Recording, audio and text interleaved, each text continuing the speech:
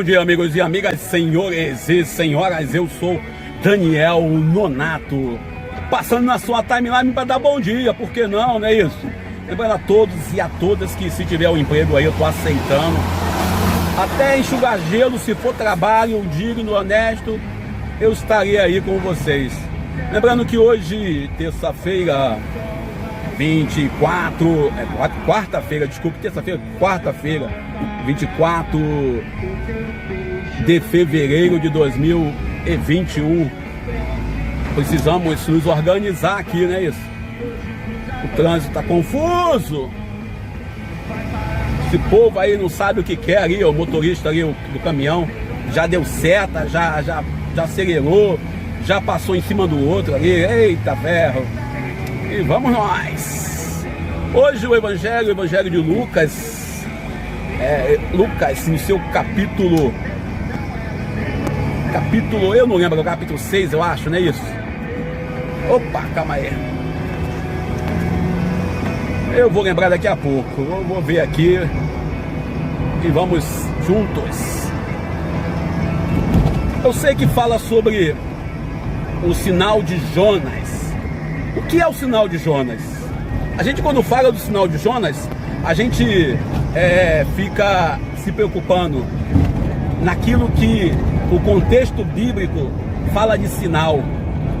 O sinal é só aquilo que é estupendo na cabeça de alguns, só aquilo que acontece de forma extraordinária, quando na verdade o sinal pode ser uma coisa muito simples. Por exemplo, em Isaías capítulo 7, versículo 14, eis que a virgem conceberá e dará à luz a um homem, a um menino, né? É um sinal. Lucas, hoje, Evangelho de Lucas, capítulo 11, versículos 29 ao 32. Eu falei que ia lembrar? Eu tinha dúvida se era 6 ou se era o 11, 32. E aí, a gente vê Jesus hoje no discurso, nesse primeira semana da quaresma. Para quem não sabe, a quaresma é um tempo onde a gente vive a experiência de contemplar a morte e ressurreição. E a quaresma ela não se encerra com a morte de Cristo na cruz, ela anuncia que haverá uma vida melhor. A gente que vive a quaresma agora do desemprego, junto com mais 14 milhões de brasileiros, e ontem eu vi uma pesquisa sobre os desempregados no Brasil, aqueles que perderam o emprego. Nós somos atualmente uma multidão de mais de 14 milhões, 14 homens e mulheres que, 14 mil homens e mulheres que, milhões de homens e mulheres que não têm salário, não têm emprego, não têm direito. Mas uns e outros irão dizer que não, que eles podem fazer Uber, não, que eles podem virar microempreendedor, não, que eles podem... Cria-se uma expectativa. Inclusive alguém me ligou outro dia, falou, por que tu não pega e abre um negócio para você? Porque você não vai virar Uber. Por que isso, por que aquilo? Não é que eu não estou desmerecendo a quem tenta, quem tem os seus comércios, quem é um empreendedor nato, quem tem a coragem, os homens e mulheres que conduzem os Uber da vida, né? Eu conheço aí, até meu sobrinho é Uber, né? A gente sabe que é uma profissão digna, é um trabalho digno, né? Trabalho digno é aquilo que alguns deputados, alguns senadores, alguns políticos fazem. Trabalho indigno é você desviar dinheiro público. Trabalho indigno é você participar de roubalheiras. Isso é trabalho indigno. É vergonhoso isso. Então, aí, o pessoal fica me dando dicas. Outro dia, um amigo, por que você não vira produtor? Cara, você tem muito conhecimento na área de vídeo, área de filmagem. Eu falo, verdade, podia virar mesmo. Entendeu? Mas não é bem isso. A gente vive esse momento de luta, que é o momento de luta que a gente vive, de conflito e de sentindo um pouco desolado, até mesmo pela a forma que a gente é dispensado do trabalho, né? E a gente fica assim meio sem chão. E aí ontem eu conversava com a Ana Beatriz Pinheiro lá de Conrado, eu disse para ela, Ana, eu não vou escrever atualmente, vou parar um pouco de escrever no Facebook e também publicar vídeo, porque eu estou muito contaminado pela emoção. Aquilo que eu falei no outro vídeo sobre crise de criação, não é crise de criação, É o risco que você tem de, na sua fala, entrar nas questões ideológicas pessoais. Todo mundo tem ideologia. Quem não tem ideologia já morreu. Só os cadáveres não têm ideologia. Mas todo mundo tem uma ideologia. E todo mundo tem sentimento. Até quem diz não tem sentimento.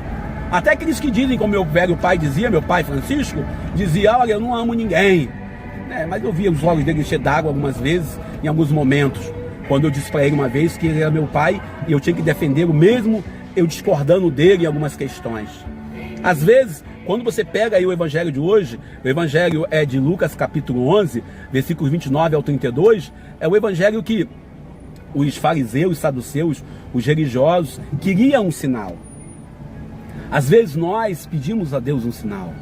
Às vezes nós oramos a Deus. Ontem foi a oração do Pai Nosso, não é isso? O evangelho de ontem. Às vezes nós queremos que Deus nos dê um sinal e que Deus nos fale da melhor forma possível. Às vezes nós pedimos que Deus fale com a gente. E quando Deus fala, nós não queremos ouvir. Muitas vezes vivemos nesse século, sobretudo a campanha da fraternidade, onde algumas pessoas vivem discutindo sobre a legalidade da campanha da fraternidade. Outro dia eu postei falando sobre aquele padre lá na cidade de São Paulo, que eu não lembro qual agora, que permitiu que um pastor presbiteriano da Presbiteriana Unida rezasse com ele a oração eucarística, e isso causou para ele uma punição. E às vezes nós, em nossas igrejas, punimos ou criticamos os nossos pastores por isso, mas esquecemos que nós às vezes estamos ligados e permitimos grupos de extermínio e defendemos a pena de morte. Falamos que bandido bom é bandido morto, falamos que bom é estar armado, e vivemos uma política armamentista, uma política onde a arma que você mais prega, e eu estou falando aqui agora sobre arma, é um contexto de arma no sentido de que a arma que eu falo, alguns falam a Bíblia é a sua arma. Isso é relativo, porque comparar a Bíblia à arma é uma coisa assim tão chata. Seria chamar Jesus de general, reduzir Jesus, desculpe, ao miserável de um general. Jesus, quando você coloca ele como médico, você coloca ele como professor, como mestre, é uma situação diferente. Por isso, quando pedem para ele um sinal, ele fala: não vou dar outro sinal, no seu sinal de Jonas. Ele está trazendo para nós uma notícia que é preciso ficar 3 dias no silêncio. E a quaresma também é esse momento de silenciar. Talvez o que nós precisamos muitas das vezes, em nossas escolhas, em nossas práticas de vida, é aprender a silenciar. Eu escrevi esses dias também sobre a cátedra de Pedro, e eu escrevi sobre a cátedra de Pedro falando que Pedro não usava báculo, não usava anel, não usava sandália de pescador. Pedro não tinha esses símbolos todos que nós temos em nossas igrejas cristãs hoje, nas igrejas históricas, e Pedro era referência para os apóstolos. Se for olhar bem, o apóstolo Pedro, nesse sentido, alguém botou aqui texto ácido. Não é texto ácido. A gente tem que olhar bem que tipo de cristianismo nós estamos vivendo.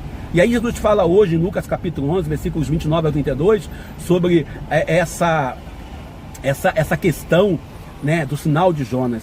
E o que é o sinal de Jonas? Jonas, ele é o profeta teimoso. É o profeta que não quer ouvir a Deus. É o profeta que não aceita a voz de Deus. Que não aceita a voz de Deus. Que não aceita a voz de Deus. Que não aceita. E aí Deus fala para ele: ó, tu vai fazer o que eu quero. Às vezes nós, e às vezes não sempre, nós demoramos a ouvir a voz de Deus. Deus fala conosco o tempo todo. Deus sempre fala conosco. Deus sempre está nos dando um caminho. E muitas das vezes o caminho que Deus nos dá é o caminho da libertação. E a libertação é preciso passar pelo deserto. Lembremos da liturgia de domingo, quando Jesus foi para o deserto. Uns e outros irão defender uma espiritualidade só de contemplação, só de meditação, só de oração, quando na verdade a nossa espiritualidade não pode faltar nem a oração, nem a contemplação, não pode faltar também a ação concreta. Nós cristãos, católicos, evangélicos, nós homens e mulheres desse século, mesmo com todas as dores, com todas as perseguições, com as defamações, com as críticas, com as covardias que sofremos no sistema que aí está instalado, nós não podemos nunca desanimar, não podemos nunca perder, uma palavra que a gente usa muito, perder o sonho, não podemos nunca perder o desejo, não podemos nunca perder a vontade. E isso eu prego para mim mesmo. Eu sempre falo para os amigos, olha, quando eu estou aqui na rede social falando algumas palavras, muitas delas servem para mim mesmo. Porque a gente às vezes precisa de uma semente de ânimo. Precisamos nos animar porque o Jonas, ele tenta porque tenta, ir contra o plano de Deus.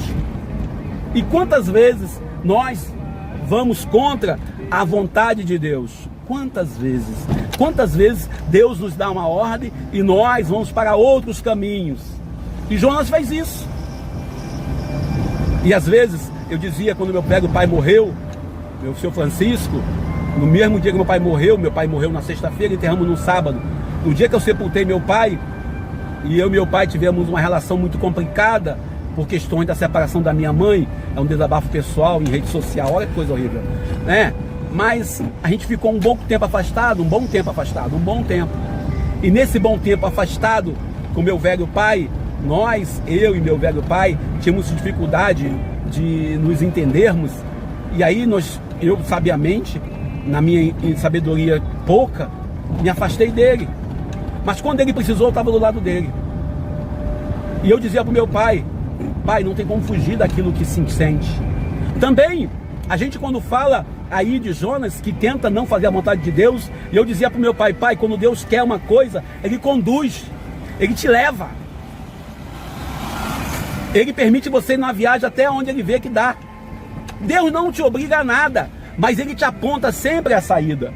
E o Jonas que vai dentro do grande peixe, e o grande peixe é Jesus, o peixe que nos salva para nos afogarmos. E Jonas dentro do grande peixe, ele traz para nós cristãos um momento de 3 dias de silêncio. Sabemos que não ir de encontro ao projeto de Deus vai nos gerar tempestades, conflitos, dores, sofrimentos. Por isso Jonas entrou na tempestade. Por isso nós às vezes entramos em tempestades, e tempestades terríveis, porque nós fazemos a vontade de todos, mas esquecemos de ouvir a vontade de Deus. E Jonas cegamente, ele tenta no seu egoísmo humano, não, Deus, aquele povo não vale nada. E Deus diz, olha, todo mundo merece uma segunda chance. Todo mundo merece uma segunda chance. Todos nós merecemos uma segunda chance. Quem é você, Jonas, para não permitir a segunda chance para essa pessoa? Quem é você para não permitir a segunda chance para essa pessoa, para esse outro ser humano? Por isso Jesus hoje fala, olha, o único sinal que eu vou te dar é o sinal de Jonas. Jonas, aquele profeta teimoso. O profeta teimoso. O profeta que orava para Deus e dizia, ó Deus, quem manda sou eu. E esse tempo, onde pastores e padres, onde diretores, bispos, onde cardeais, onde padres, bispos, pastores, líderes religiosos querem interpretar e ser donos do projeto de Deus. Homens que pregam uma coisa e fazem outra. Mulheres são consagradas que fogem da sua consagração de forma assim muito ampla. Nós que temos a obrigação de pregar e fugimos desse espaço de pregação. Por isso, o sinal de Jonas, o grande profeta teimoso, o profeta que não queria fazer a vontade de Deus, porque julgava que o outro que não pensava igual a ele, o outro não tinha salvação. Nesse século, onde temos uma política armamentista, quando Jesus fala para amar, aqui nós temos ordens do falso Messias para armar. Nós temos uma ordem de Jesus para vivermos plenamente essa boa nova como irmãos um dos outros. E aí vem muitos falando que tem que ter competitividade, meritocracia. Nós temos um Jesus fraterno, amigo, e temos aí pessoas de igrejas diferentes falando de competição entre si. Ontem, por exemplo, esses dias, o grande comentário é o BBB. Eu não vejo BBB, não vejo, não é porque eu sou mais esperto do que você que vê. Não vejo porque eu não gosto. Eu tenho o direito de não querer ver. O livre-arbítrio, não sou melhor do que você, graças a Deus. Mas ontem o grande comentário foi a eliminação de uma pessoa do Big Brother Brasil. E essa cultura que nós estamos defendendo, a cultura da eliminação do outro, essa cultura que nós queremos às vezes em nossas comunidades, a cultura do vou eliminar os outros. Pensa diferente, vamos botar no paredão. Pensa diferente, coloca para poder examinar, para ver se tem condições de sofrer a exclusão. Quando Jesus é aquele que não bota ninguém no paredão. A sociedade egoísta, machista, a sociedade que prega uma coisa e faz outra. Nós, em nossas hipocrisias. Por isso, Deus nos abençoe e nos ajude. Obrigado a você que me ouviu até aqui. Essa é a nossa live assim meio improvisada, mas é aquilo, tô com saudade de fazer live, mas vamos segurar um pouquinho. Nós precisamos um pouco do silêncio para poder rezarmos e também, como Jonas, aguardar no silêncio para poder chegarmos aonde temos que chegar. Bom dia, eu sou Daniel Nonato.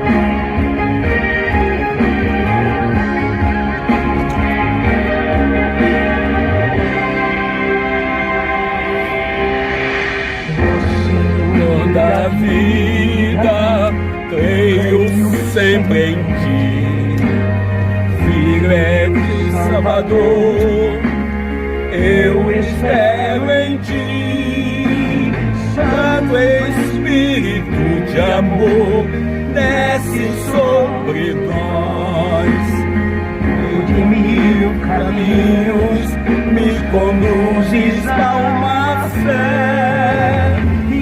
Não mil estradas onde andarmos nós, qual semente nos levarás?